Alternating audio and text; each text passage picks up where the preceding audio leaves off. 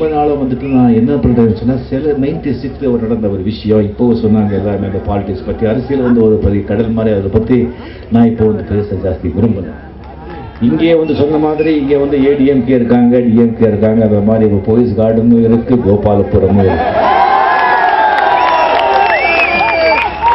Chandrasekhar sir வந்து கலைஞர் sir கிட்டே வந்துட்டு ஐயா நான் வந்து ரஜினி சார் இதுக்கு நான் போயிட்டு வரேன் அப்படின்னு சொல்லியிருந்தா போயிட்டா தம்பி அப்படின்னு சொல்லியிருப்பாங்க. சரத்குமார், ரவிக்குமார், புளிச்சதவி, ஜெயலலிதா கிட்டே போயிட்டு நான் ரஜினி பட்சத்துக்கு போயிட்டு வாங்க சொன்னால் போயிட்டு வாங்க சொல்லுவேன். ஸோ நான் வந்து அரசியலுக்கு அப்பாறு விட்டோன்னு அதனால தான் எல்லாமே வந்திருக்காங்க நண்பர்கள். நான் வந்து தமிழ் மக்களுக்கு சேர்ந்தவன். தமிழ் மக்களுடைய நலன் தான் தமிழ் மக்களுடைய நான் என்ன நீங்க வாழ வைத்த தேவன் நல்லா வாழணுங்கிறதா என்னுடைய ஆசை. ஸோ அரசியல்ல வந்து நீங்க வாங்க சொல்லிட்டு இந்த 96 நடந்த விஷயம், 96 வந்துட்டு நான் வந்து சொல்ல வேண்டாம்னு நினைச்சேன். பிகாஸ் இங்க வந்து சில பேர் வந்து அரசியல் பேசி இருக்கிறதுனால அந்த கருணாஸோட விஸ்வரூபத்தை நான் பார்த்தேன்.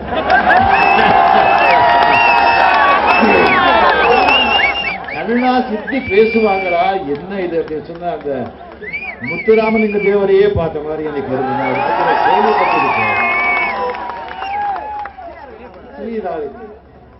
96 வந்துட்டு ஏதோ நான் வந்து அரசியல் பற்றியோ அதை பற்றியோ எனக்கு ஒன்றுமே தெரியாது. நான் வந்து எது இருக்கோ எது தோணுதோ அதை வந்து நான் சொல்லக்கூடியவன். அந்த காலத்தில் நான் வந்து அது சொன்னது வந்து தீ மாதிரி அது பற்றிக்கிட்டு அதுக்கு வந்து அது கம்ப்ளீட்லி வந்து அப்போ நடந்த விஷயத்துல ஒரு மாற்றத்தை கொண்டு வரணும்னு சொல்லி ஒரு சூழ்நிலை உருவாகி அந்த சூழ்நிலையில வந்துட்டு எனக்கு பிரைம் மினிஸ்டர் வரைக்கும் நீங்கள் ஏதாவது வந்து இதுக்கு ஒரு முடிவு செஞ்சால் ஒரு ஹெல்ப், ஐ மீன் எனக்கு ஆதரவு திங் கொடுத்தேன்னா சுகமாக நடக்கும் அப்படின்னு சொல்லும்போது எனக்கு வந்து இது சரிப்பட்டு வராதுங்க, நான் வேண்டாம் அப்படின்னு சொல்லிட்டு நான் பார்த்தேன். இல்லை நான் ஏதோ எங்கேயோ வெளியில் வந்து நானே ரெடியாக இல்லை மற்றவங்கள நான் வந்து இது பண்ணக்கூடாது அப்படின்னு சொல்லிட்டு என் பேரோ என் ஃபோட்டோவோ யாருமே பயன்படுத்திக்க கூடாது அப்படின்னு சொல்லிட்டு நான் அமெரிக்கா போயிட்டேன். நான் அமெரிக்கா இங்கே போன பிறகு இங்கே நான் நினைச்சது வேற, நடந்தது வேற. அப்போ என்ன ஆச்சுன்னு சொன்னால் பேரெல்லாம் சொல்லக்கூடாது. இந்தியாவில் இருக்க மிக மிக மிக பெரிய அரசியல் தலைவர்கள் இங்கிருந்து சரி டெல்லியிருந்து சரி நிறைய பேர் எனக்கு ஃபோன் பண்ணி சொன்னாங்க, இல்லை நீங்கள் வந்து அட்லீஸ்ட் வந்து உங்கள் ஆதரவை யாருக்கு சொல்லி நீங்கள் வர வேண்டிய அவசியம் இல்லை, நீங்கள் பிரச்சாரம் பண்ண வேண்டிய அவசியம் இல்லை, நீங்களுடைய ஆதரவை யாருக்கான்னு சொல்லி கரெக்டாக நீங்கள் கிளியர் பண்ணாதான் எந்த ஒரு கன்ஃபியூஷன் இல்லாமல் ஒரு நல்ல ஒரு அரசியல் அமையும் அந்த சூழ்நிலை. இது வந்து நீங்கள் பண்ணலன்னு சொன்னால் நீங்கள் கோழை ஆகிடுவீங்க. நான் கோழை செத்தாத சாகிறேன், பிச்சை எடுத்துக்கூட சாகிறேன், பிச்சை எடுத்துக்கூட வாழ்றத வழிய கோழையா நான் என்னைக்குமே சாகிறேன்.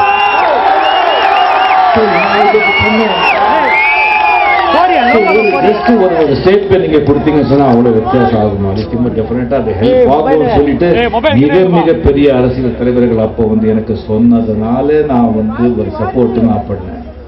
அது நான் செஞ்சு அதுக்கப்புறம் ஒரு 5 வருஷம்தான்.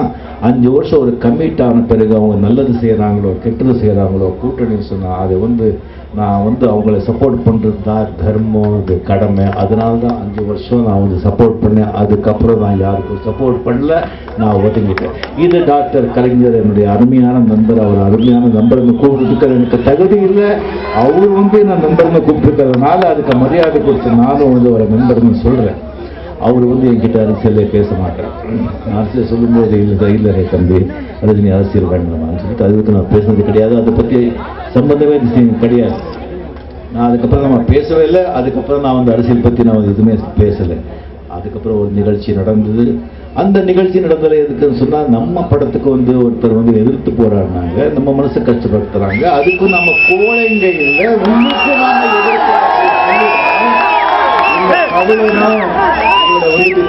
தள்ளணும் அப்படிங்கிறதுக்காக எதிர்ப்பு தெரிவிக்கிறோம் அப்படின்னு சொல்லி அதுக்காக பண்ணுங்க வழிய வேற எதுக்காக இல்லை. இன்னொன்று அவங்க சொன்ன பாயிண்ட் அவ்வளோ முக்கியமாக நல்லதாக இருந்தது.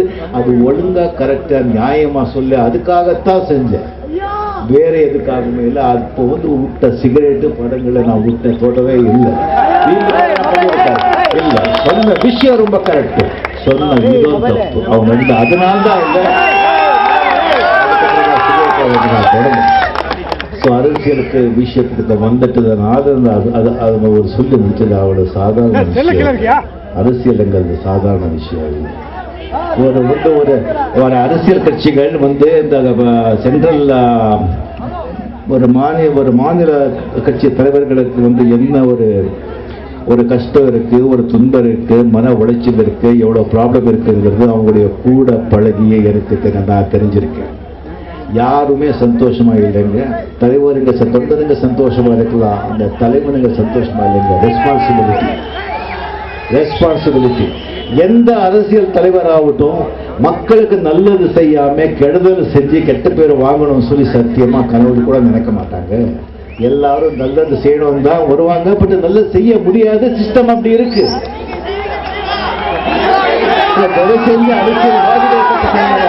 அரசியல்வாதிகளை சொல்லாதீங்க. நான் ஒண்ணு சொல்றேன், டெஃபினெட்லி வந்து அரசியல் கட்சி எடுத்துனா அரசியல் கட்சியோட பலமே அந்த தொண்டர்கள். அரசியல் கட்சியோட உயிர் நாளே அந்த கட்சி தொண்டர்கள், அந்த கட்சிக்கு சேர்ந்தவர்கள்.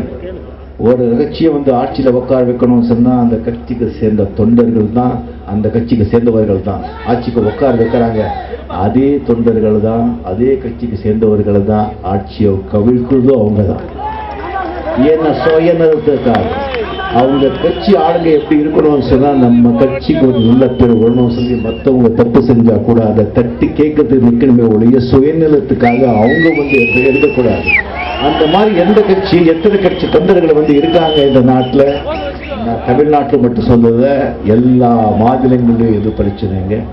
இதுதான் உண்மை. அரசியல் தலைவர்களை வந்து தயவு செஞ்சு அந்த தொண்டர்கள், அந்தந்த கட்சி தொண்டர்கள், அந்தந்த கட்சிக்கு சேர்ந்தவர்கள், அவங்க தலைவர் வந்து மன நிம்மதியா இருக்கிறதுக்கு பாடுபடுங்க. டெஃபினட்டா நல்லா இருக்கும். ஸோ அரசியல் ரொம்ப பெரிய விஷயம். இப்போ நெக்ஸ்ட் வந்து இதுக்கு மேல நான் வந்து அதை பற்றி நான் பேச விரும்பல. ஒன்னே என்னுடைய குருநாதர் சொன்னாரு, சச்சிதானந்தி சொன்னாரு, ஒரு மனுஷனுக்கு தலையெழுத்து, ஒவ்வொரு மனுஷனுக்கும் ஒவ்வொரு தலையெழுத்து இருக்குன்னு எப்படி சொல்றாங்க, அதே மாதிரி ஒவ்வொரு நாட்டுக்கும் ஒவ்வொரு தலையெழுத்து இருக்கு. யார் ஆளணும்னு சொல்லி ஆல்ரெடி எழுத வச்சிருக்கு, அது அப்படியே நடக்கும். அதுக்கான கால சந்தர்ப்பங்கள் நடக்கும். அந்த சந்தர்ப்பத்திற்காக தான் ஒரு அரசியல்வாதி அந்த உட்காரமான வழிய ஒருத்தர் வந்து தன்னுடைய அருமையா தன்மையாலேயோ பேச்சாலேயோ இல்ல தன்னுடைய சாதனைகளாலேயோ ஆட்சி பிடிக்க முடியும்னு சொன்னா அது நடக்காதுங்க. ஒரு தடவை ஆட்சியில உட்கார்ந்தா அதை வந்து நிலைப்படுத்தி கொள்றதுக்கு வந்து எவ்வளவு கஷ்டப்பட்டா கூட சில டைம்ல வந்துட்டு அது பண்ண முடியாது. அதெல்லாம் நேரம்தான். அரசியல் வந்து நேரம் வந்து ஒரு முக்கியமான ஒரு பாத்திரத்தை வகிக்கிறது. இல்லைன்னு சொன்னா காமராஜர் மாதிரி ஒரு பெரும் தலைவர் வந்து தோற்றுப்பாங்க. யாராவது நினைச்சு பார்த்தீங்களா? நேரம்தான், காலம்தான். நல்லா நினைச்சு வச்சு புரிஞ்சுக்கணும்.